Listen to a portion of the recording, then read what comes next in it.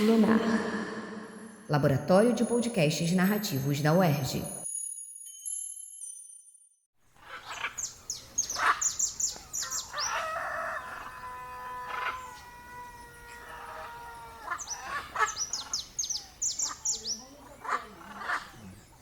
Pia falou que um dia eu estava conversando com você e você falou que seu sonho era jogar bola, né? Era. Só que era um momento do futebol sul-mato-grossense ter caído muito de produção. E não era assim uma segurança o que o Operário ia me pagar. E eu dava aula no Dom Bosco já, era professor do Colégio Dom Bosco. Caramba. E aí eu fiquei com medo. E aí eu desisti também, não fui. Quando que você acha que você falou assim, acho que eu tenho que perseguir outro sonho? Quando eu casei.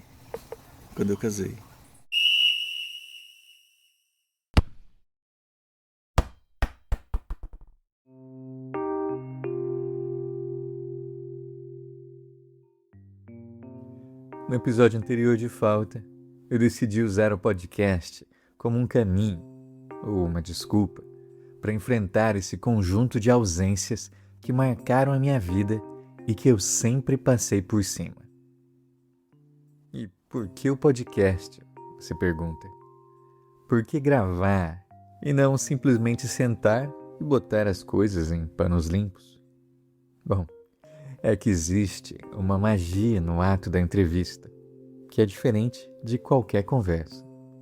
Tem gente que vai dizer que o gravador intimida, mas ele também é uma ferramenta confessional. Você saber que tudo que disser será gravado é também a oportunidade de falar tudo aquilo que nunca conseguiu colocar em palavras e deixá-las ali, cravadas no tempo. No meu caso, toda essa aventura já teria valido a pena só pela revelação que minha irmã fez na nossa última conversa. Meu pai tinha um sonho que precisou morrer ali, em 1989, o ano em que ele casou, o ano em que eu nasci. Então, e aí, hoje eu não sei se eu me arrependo ou não me arrependo. Eu acho que as condições do tempo eram muito ingratas. Eu e outros tantos que tinha naquele momento, se a gente tivesse hoje, com os empresários que tem hoje, nós estaríamos na seleção brasileira tranquilamente. Muita gente daquele tempo. Porque dava mais visibilidade para Sudeste, assim, para times do Sudeste.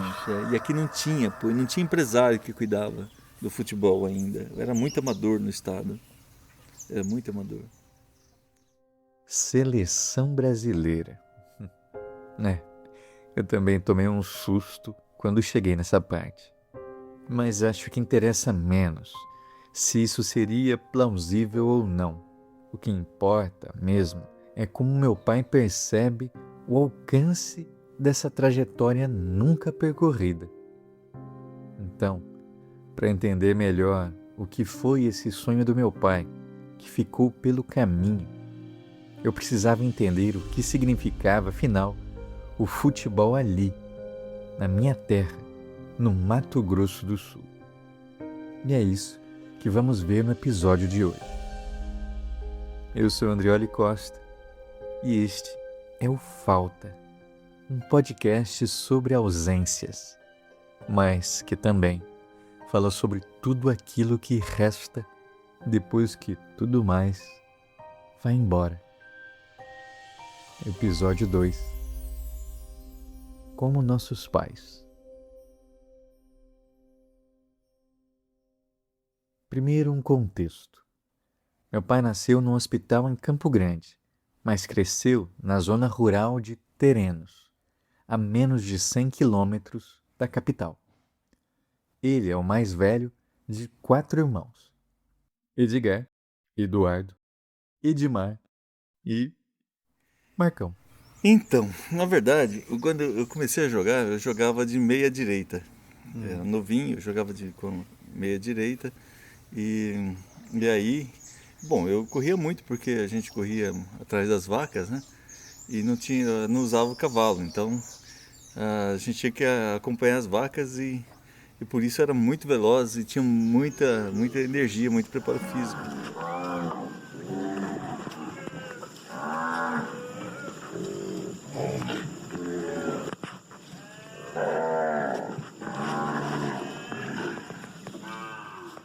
A gente corria atrás de vaca uma tarde inteira, às vezes, para botar elas no mangueiro, né? Então, eu corria muito, mas eu era muito burro, então...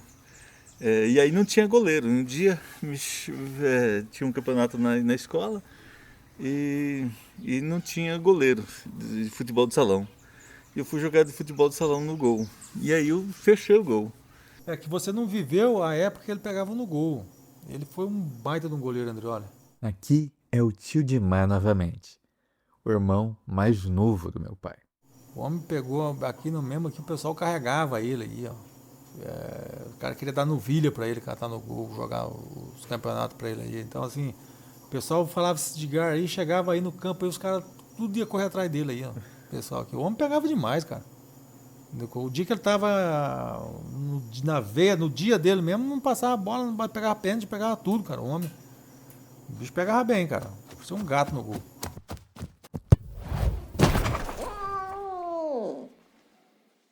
E basicamente eu aprendi jogando gol com o Duda, né? A gente jogava na várzea, lá tinha uma trave, um campo lá na várzea, lá no cantinho lá da chácara lá. E a gente fazia um gol e ele ficava chutando no gol e eu ficava chutando no gol nele, às vezes, né? Vai, fala. Eu ia perguntar que posição que você jogava? Cara, eu jogava no ataque. Mas assim, eu ajudava também no treinar o time, no caso, também, né? Porque tinha um treinador, mas eu, como eu era um dos donos do time, interferia nas escalações também. Duda é o segundo filho dos meus avós. O tio sempre foi o mais tímido para gravar, mas no futebol era o mais corneteiro. Desse jogador amador que eu vi ganhar dinheiro foi seu pai. Ganhou uma novilha pra jogar no time. Um dos times mais ruins daqui da colônia. Mas ele ganhou uma novilha pra jogar pros caras e jogou, cara. Caraca. Conseguiu dar um campeonato pros caras nas disputas de pênalti. O time não fazia gol, cara, ele não tomava, ia para as disputas de pênalti e ele garantia. Mas carneada ou viva? Viva. Viva? Viva. Ele trouxe pra cá, deixou aqui na chácara.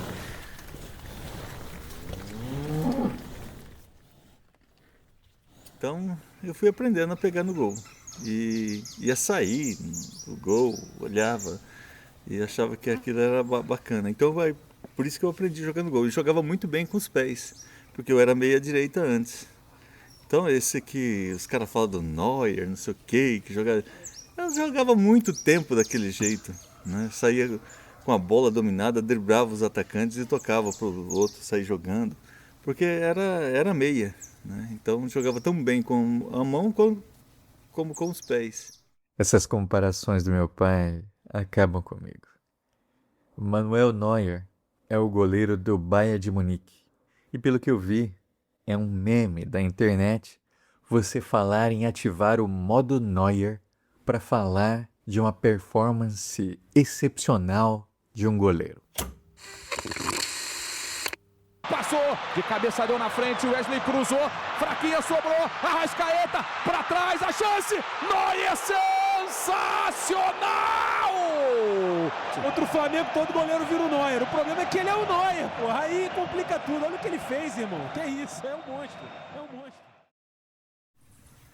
A gente tava falando eu aqui, velho, que hoje em dia é muito comum, né? O cara vê o Neymar, aí o moleque que precisa de ascensão social, tá ali fudido, né? É uma família que não tem outra oportunidade. Ser um jogador de futebol é um momento de transformação. E aí a gente tá aqui em outro contexto, né? Que não é um contexto periférico, é um contexto rural. Você tava ali correndo atrás de vaca, pensando, pô, se eu virasse jogador, isso aqui ia mudar, né? Ia mudar. É diferente, né? Os contextos, mas acho que o sonho é próximo. É bem próximo. É bem próximo porque, assim, se a gente for olhar, eu acho que a maior parte da miséria do país está no meio rural, né? Só que é uma miséria diferente, a gente come, né? Mas a gente não come bem, a gente come o que tem, né? Mas come, pelo menos come. E é assim, as lavouras que a gente plantava era uma aventura. Às vezes dava certo, às vezes dava errado, né? O tio Dimar tem uma frase muito direta sobre a roça que sempre me impactou. Ele diz: "Isso aqui, Andreoli, é uma ilusão." Eu lembro que a última lavoura que eu plantei antes de sair foi o Duda. Nós éramos sócios da lavoura. Um baita de uma lavoura. Do quê? Arroz. O arroz, ele chegou, filho, de uma coisa assim, de altura. Os cachos... 1,5 metro. 1,5 metro de altura. Os cachos davam 2 palmos, 3 palmos, tranquilamente. Era muito grande o arroz. Era um sucesso. E aí, na hora da colheita, começou a chover e não parou mais a chuva. A gente perdeu toda a lavoura. Toda a lavoura. Toda a lavoura. Era o nosso sonho de comprar bola de futebol, comprar as camisetas. Aí eu vi que não dava certo a roça. Foi puta merda isso aqui.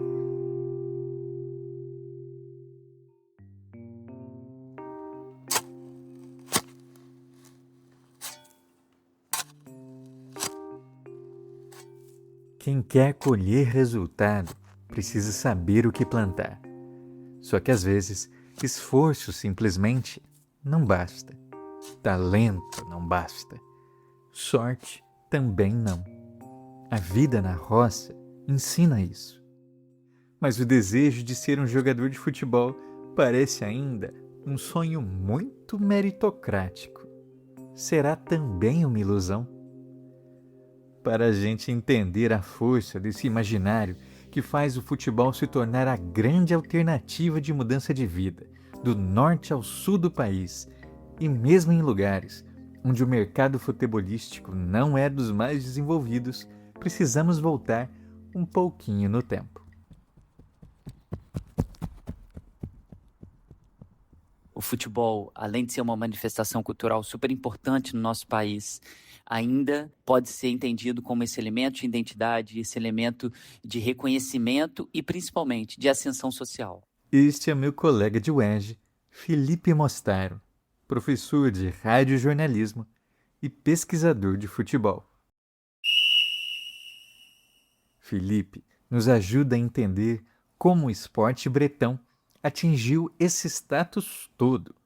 E isso tem muito a ver com a política de Estado de Getúlio Vargas, que nos anos 1930 escolheu o futebol como uma das bandeiras para a consolidação de uma identidade nacional. Então Vargas consegue perceber que existiria um elemento de unificação ao falar assim: somos brasileiros e adoramos futebol. Independente de eu morar no norte, no sul, no nordeste, independente de eu morar no campo ou morar na cidade. E as transmissões de rádio, um meio de comunicação especialmente importante para uma população amplamente analfabeta, ocuparam um papel fundamental nessa estratégia. Porque o rádio acaba levando essas manifestações, né, muito urbanas, de concentração de muitas pessoas, para o imaginário do campo. Então as pessoas passam a ouvir o rádio e ter nas suas transmissões os jogos, especialmente, né, dos times do Rio de Janeiro, por conta da Rádio Nacional. Isso passa a criar uma identidade muito forte das pessoas.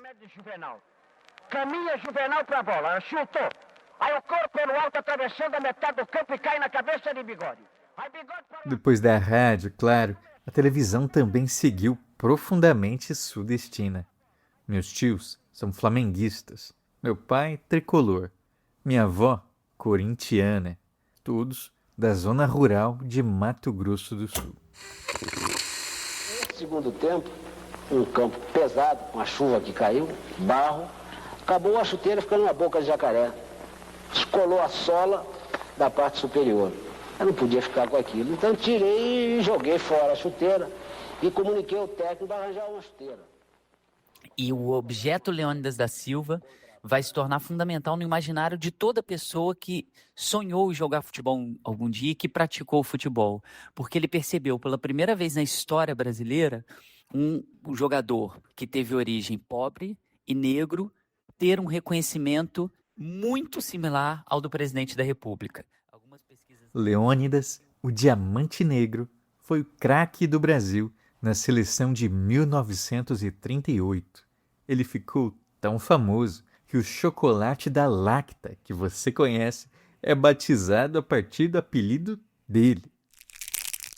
Eu ser jogador de futebol seria a solução para que eu ascendesse socialmente em um país que, se hoje nós temos um abismo social muito grande, nos anos 30 e 40 isso era ainda mais impactante. Através do futebol, enfim, eu tenho uma chance de me tornar alguém, como Leônidas da Silva conseguiu.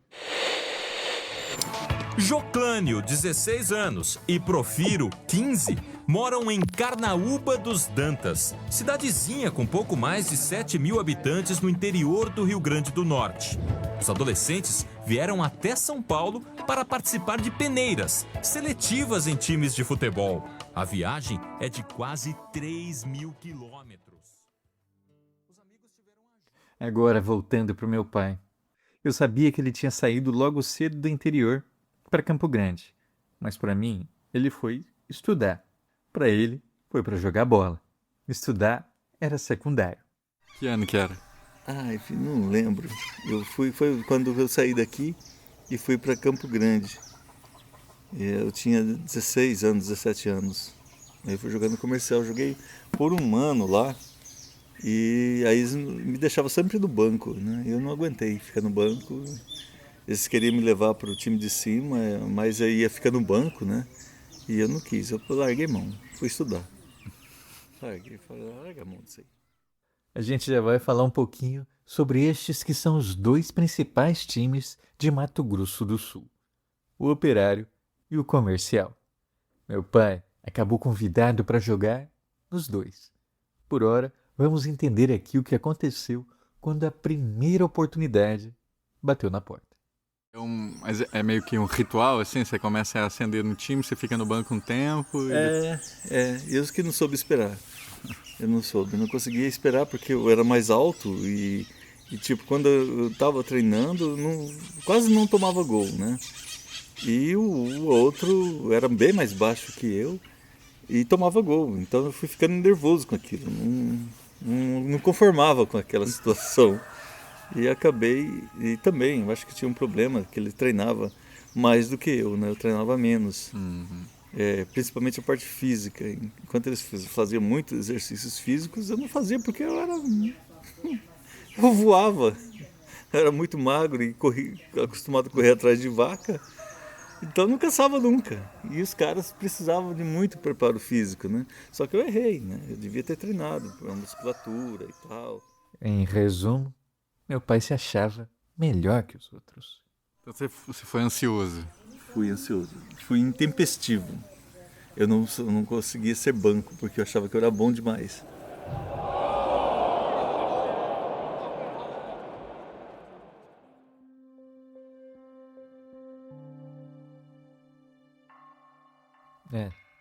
Quantas vezes eu não me vi assim também.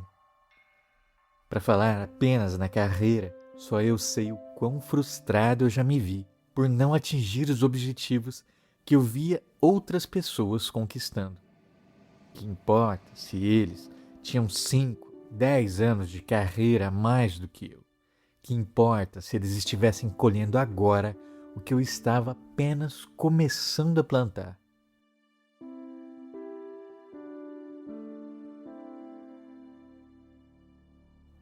Nisso, a gente sempre tenta achar um responsável, alguém, para botar a culpa.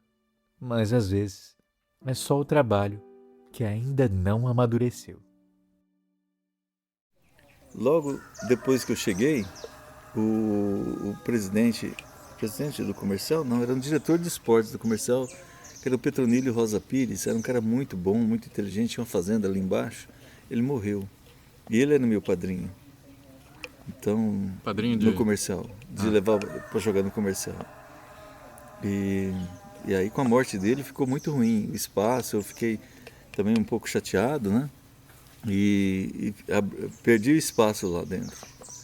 Mas realmente, às vezes, a gente quer antecipar as coisas, né? Quando as coisas têm sempre o o tempo certo de acontecer, ou de não acontecer.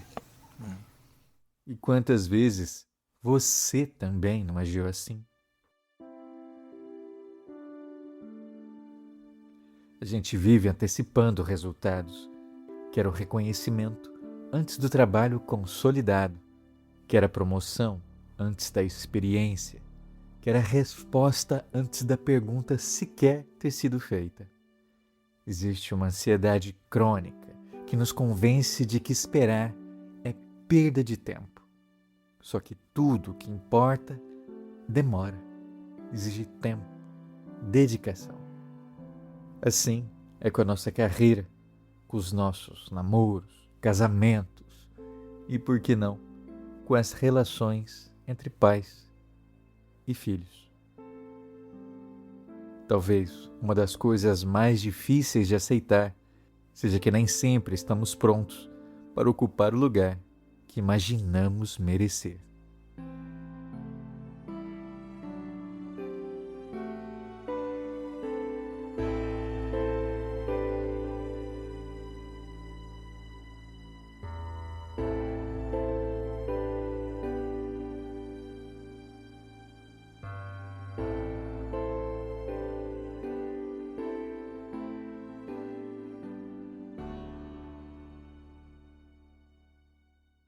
Apita o árbitro, é fim de primeiro tempo no Morumbi.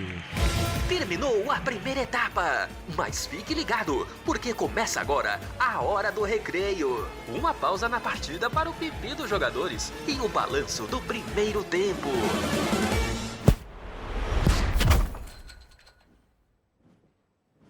Historicamente, os grandes times da capital são o Operário e o Comercial. O primeiro surge em 1938, a partir dos trabalhadores da Estrada de Ferro noroeste do Brasil.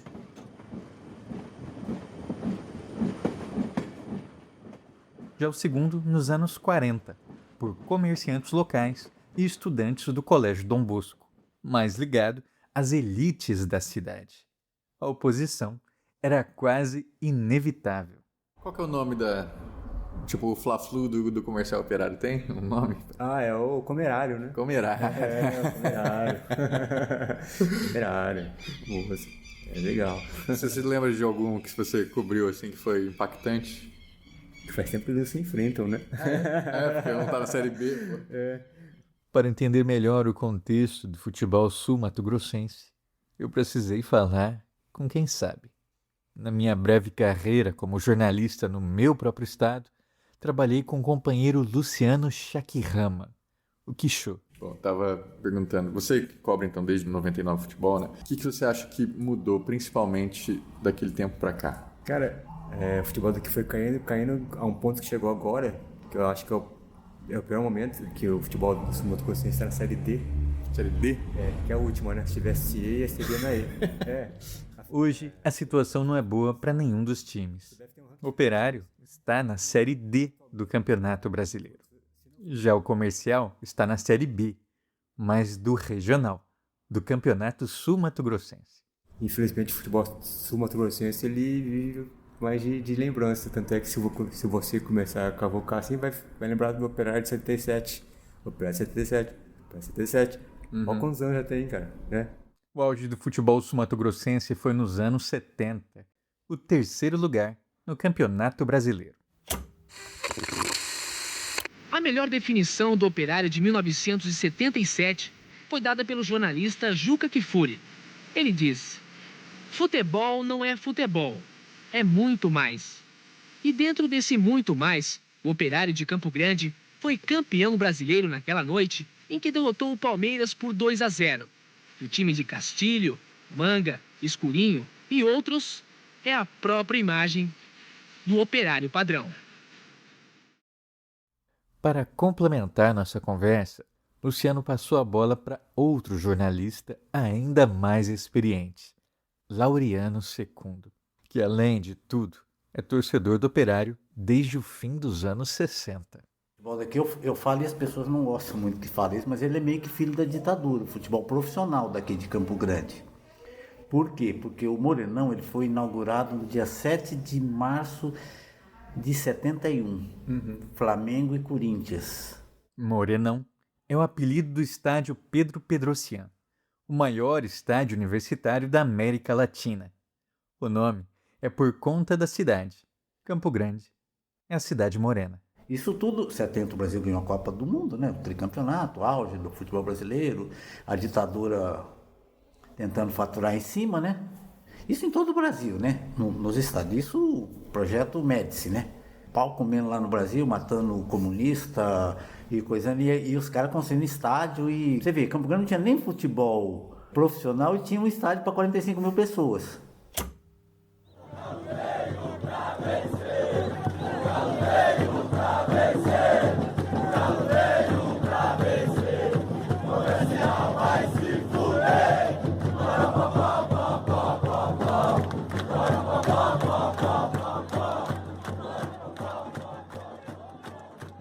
O futebol fez parte do Programa de Integração Nacional do governo Médici. Laureano conta que o futebol amador era muito forte na região, mas, impulsionado pelo projeto da ditadura, os times precisaram se profissionalizar. Só que o time profissional, quando profissionalizou o futebol aqui, matou o amador. Acabou. A ideia é a seguinte: quanto mais caro ficou jogar, menos clubes conseguiam competir. Mato Grosso do Sul, na época, ainda nem existia. O estado vai ser formado justamente em 77. Mas Campo Grande já concentrava as riquezas do antigo Mato Grosso Uno.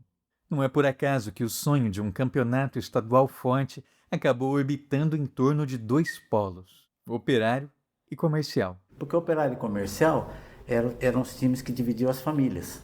As famílias de rico aqui. Tinha os Barbosa, que era Operário, Barbosa e mais outros, né? Mas os Barbosa eram os principais. Aí tinha o Trade, que inclusive tem um senador aí, o pai dele. Isso o pai dele, né? O pai, os tios dele eram do Comercial. Os políticos de renome, eles realmente torciam pelos times, se envolviam com Não, os eram times. famílias mesmo, sabe? Eram fazendeiros aqui, os caras. Era quase que uma disputa. Assim, tinha o Jonathan Barbosa, que foi muito tempo um dos cabeças, líderes do Operário. Ele está vivo ainda. Ele estava contando uma vez que eu fiz uma matéria, que era assim, vamos contratar tanto o salário, não sei o quê. Aí ele fala, bom, fulano vai pagar o salário, era de uma família. Aí nós temos que arrumar o dinheiro para comprar o passe. Naquela época ainda a lei do passe, né? Aí depois que mudou. Por exemplo, ele saía ali, por exemplo, aqui na Calógeras, na rua Calógeras, tinha umas lojas ali de autopeças, que era quase tudo operariana. Ele pegava um livro de ouro e falava, quanto é que você pode... Ele ia coletando, assim. Coletando, arrumava o dinheiro. Um financiamento coletivo, né? Um crowdfunding. Livro de Ouro é um caderno de doações, uma prática comum entre a sociedade civil. O que não é tão comum é esse outro método que o Laureano vai contar aqui. Mas ele conta que um fazendeiro, apaixonado pelo operário, tinha o seguinte proceder. E ele, assim, aqui, divisa com o Paraguai, então o contrabando rola solto por ali, né? Ele falou assim, não, eu vou passar um caminhão de boi, passar aí, ou vai para o Paraguai, ou vem para o Brasil, né? Passar um caminhão de boi, tal dia vocês vão ter esse dinheiro. Nessa brincadeira, trouxe o Jurandir, que foi bicampeão mundial, trouxe o Toninho Guerreiro é famoso, né? Ele encerrou a carreira aqui, o Liminha, que jogou no Flamengo, o Luiz Carlos, que jogou no Corinthians, então vieram um grande jogador jogar aqui. O Manga foi quando o Operário foi terceiro lugar, o Manga era o goleiro. Ele saiu do Inter e veio para cá. Antes, jogar no interior era vitrine como em qualquer outro lugar. Os times circulavam por todo o país.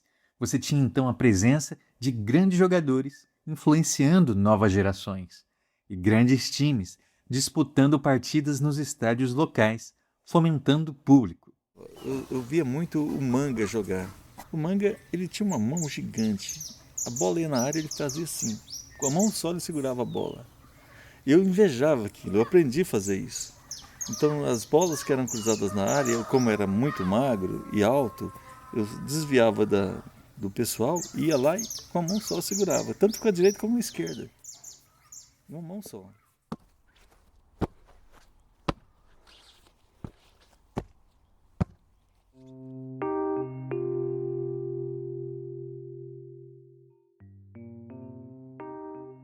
Na época, o Campeonato Brasileiro, a chamada Copa Brasil, chegou a contar com mais de 90 times. Isso acaba com a criação da Copa União em 87. Foi uma iniciativa do Clube dos 13, os clubes que estavam nas primeiras colocações do ranking da CBF. Eu acho que o que matou muito o futebol do interior do Brasil foi quando teve a Copa União. Aí jogou uma turma para lá e ficou ali os 20 clubes que estão até hoje. Eu acho que ali matou o futebol brasileiro. Eu não sei ali, porque ficou muito restrito a São Paulo, Rio, Minas e Rio Grande do Sul. Aí quando teve a Copa União em 87, começou a distanciar. E aí os times de menor torcida foram para as divisões inferiores. E segundo eles, isso prejudicou muito o futebol daqui. Mas é uma visão deles, eu discordo um pouco, entendeu? Eu acho que falta credibilidade mesmo dos dirigentes aqui. E isso se reflete no campo, né? O futebol, ele funcionava no Operário, por exemplo, como um bicheiro, né?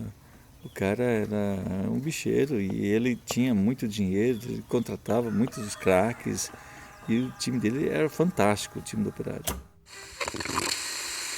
Bom, ao nosso lado, Sr. Jamil Nami, presidente do Operário Futebol Clube.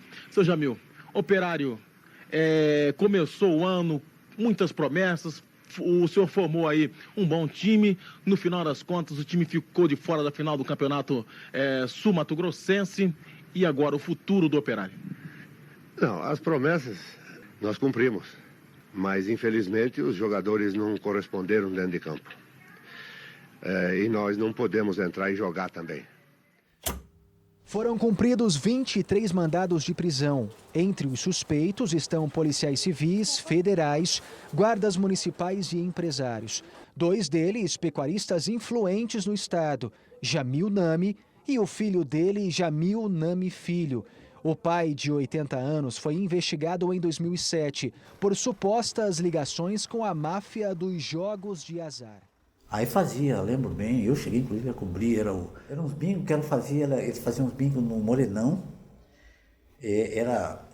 vendia cartela durante a semana toda, então no domingo de manhã tinha um bingo no Morenão, que era sorteio de carros, sabe? Caramba. Era tudo dinheiro, sabe como é que era? Então, e o dinheiro partia para eles, partia para o Operário, aí trazia jogador bom, entendeu? Contratava jogador, entendeu? Então ficou ligada a contravenção o Operário. Muito tempo foi.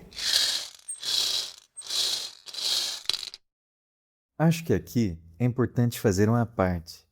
A história do futebol sul-mato-grossense e do próprio Operário é muito maior do que a contravenção. Mas ela existiu.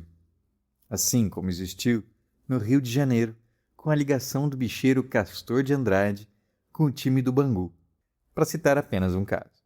Já quanto ao expediente de jogos de azar para viabilizar jogadores, será que é muito diferente do que as bets fazem com o esporte hoje em dia? Ainda assim, elas estão lá, estampando camisetas, anunciando na programação. Eu tive várias chances, né? Outra vez eu fui jogar o campeonato estadual e era contra o Matsubara, que era um time que eu queria jogar, era no Paraná. Que time que você estava nessa época? Eu estava no time de Campo Grande, era uma seleção de Campo Grande que foi jogar lá em Ponta Porã o campeonato estadual de juniores. Sabe uma coisa que eu percebi fazendo esse programa e ouvindo várias vezes a entrevista com meu pai? É que não existe muito isso de oportunidade única na vida. E eu cheguei em Ponta Porã e tive uma febre maluca e eu não conseguia entrar em campo. Muita febre. E eu fui só jogar o último jogo. Era chance, era vitrine. E eu dei azar. Então não foi aí. Não foi nesse tempo também que aconteceu. Aí perdi a chance. Até que ponto essa febre não era uma somatização de toda a ansiedade? A gente não consegue saber.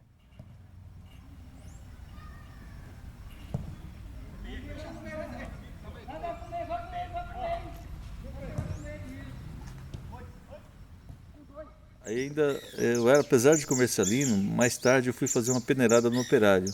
Ah, é? Joguei lá um jogo inteiro sem tomar gol, mas em compensação a bola não chegava para mim. Então não conseguiram me ver, né? Porque eu armava bem a defesa e não tomava gol, fechava, mas a bola não chegava em mim.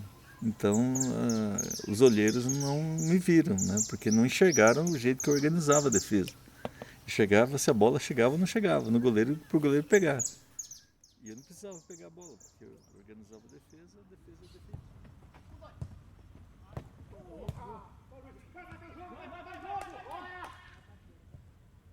A oportunidade vai batendo na porta. E você tem vários momentos da vida para dizer não para os seus sonhos.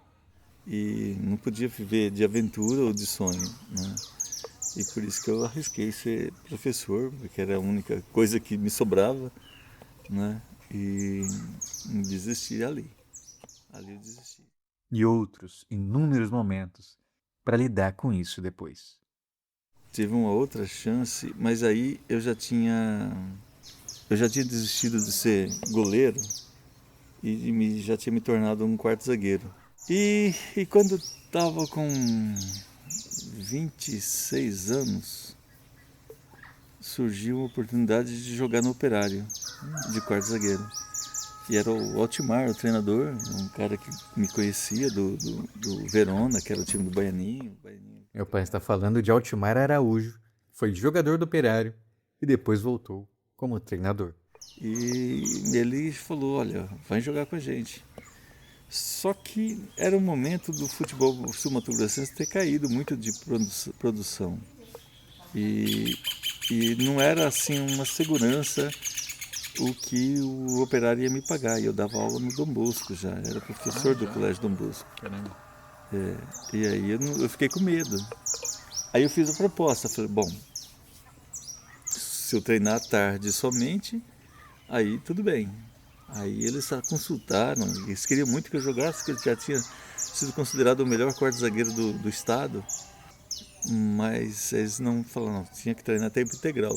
Só que o salário era muito baixo, então não compensava. Era um pouquinho maior do que o do Colégio Dom Bosco, só que no Dom Bosco eu tinha segurança, e lá não. E se não desse certo? E se desse errado? Né? Então ficava essas dúvidas. E aí eu era muito velho já, era 26 anos. Para o futebol isso já não é uma idade mais de aventurar, né? E aí eu desisti também, não fui. Foi a última chance de levar o sonho para frente, né? Engraçado perceber como a história sempre se repete. Olha esse caso do tio Dimar, quando foi chamado para jogar no profissional.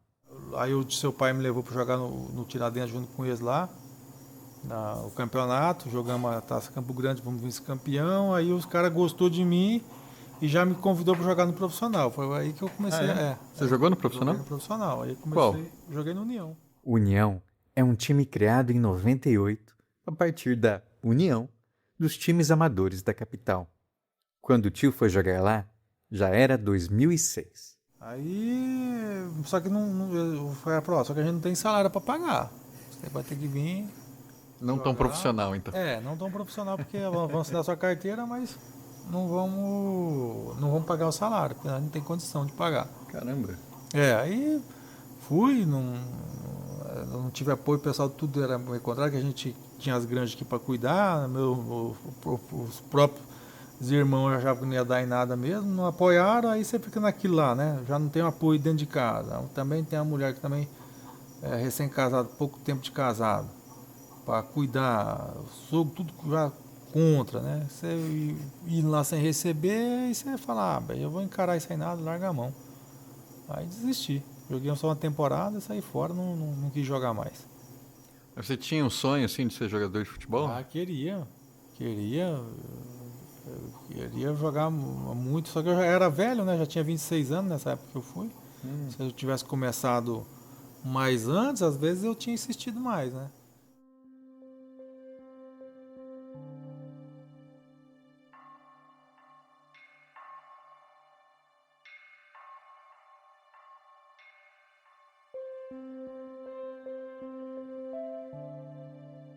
Mas será possível impedir esse ciclo?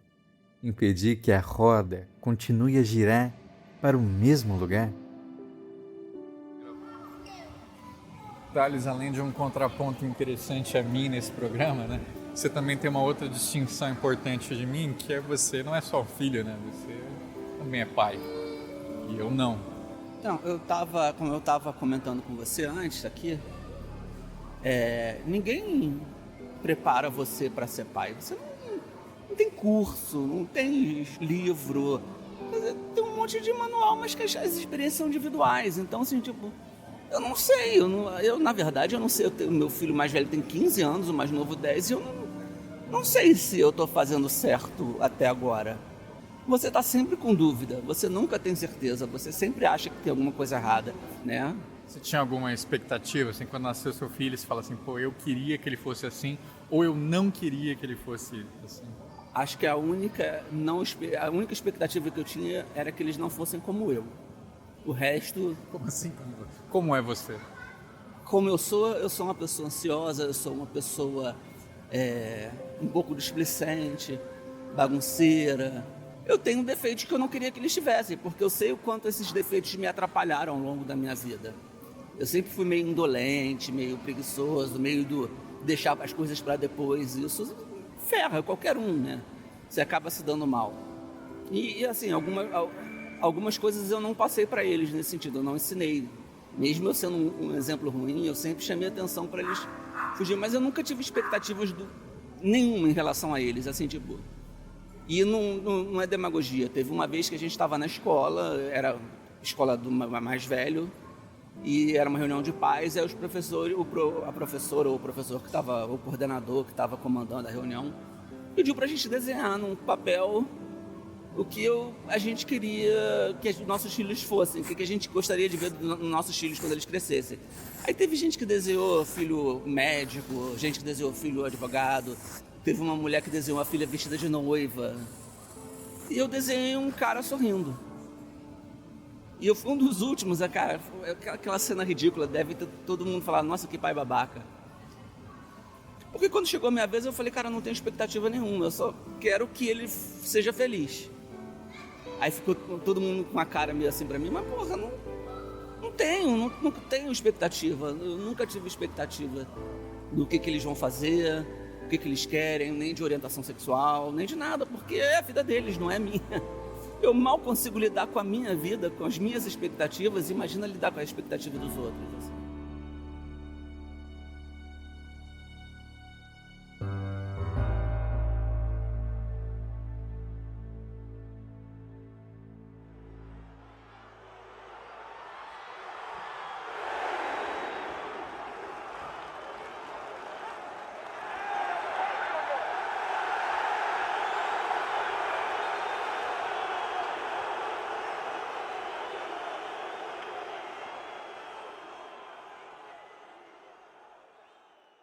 Como é interessante ver essas duas paternidades tão diferentes.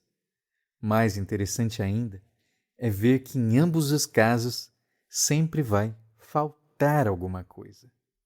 Às vezes pode ser afeto, às vezes confiança, às vezes é algo que a gente nem consegue nomear. Ao longo dessa temporada, eu tentei seguir os rastros da memória através do futebol, conversando com amigos e familiares, mas algumas perguntas só podem ser respondidas por quem esteve do outro lado do campo. Então, na próxima semana, no último episódio de Falta, eu e Thales vamos finalmente conversar com Paulo Andrioli e talvez descobrir que por trás de toda ausência existe uma conversa esperando para acontecer.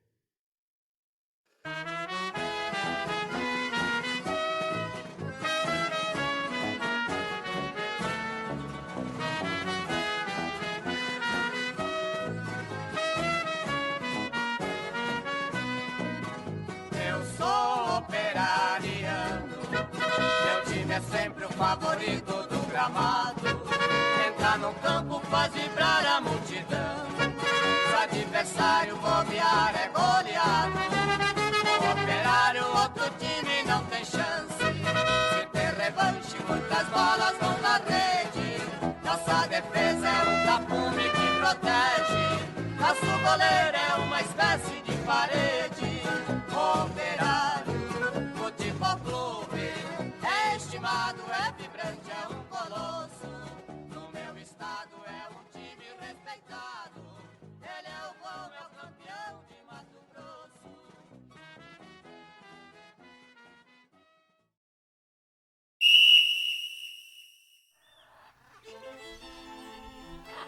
Falta é uma produção original do Laboratório de Podcasts Narrativos da UERJ, o LUNAR. A apresentação e edição foram feitas por mim, Andrioli Costa. Bruna Cebolela fez a produção do programa. Os alunos Carlos Jeremias, Daniela Machado, Pedro Rubim e Pedro Fávera trabalharam na divulgação. Agradecimentos especiais a Thales Martins e a todos os membros da minha família que aceitaram conversar conosco para este programa. Saiba mais sobre estes e outros projetos do Lunar acessando podcastnarrativo.com.br. Se algo também te faz falta e quiser compartilhar conosco, deixe seu comentário no Spotify. Acompanhe nossas redes sociais em @podcastnarrativo. Um abraço e até a próxima.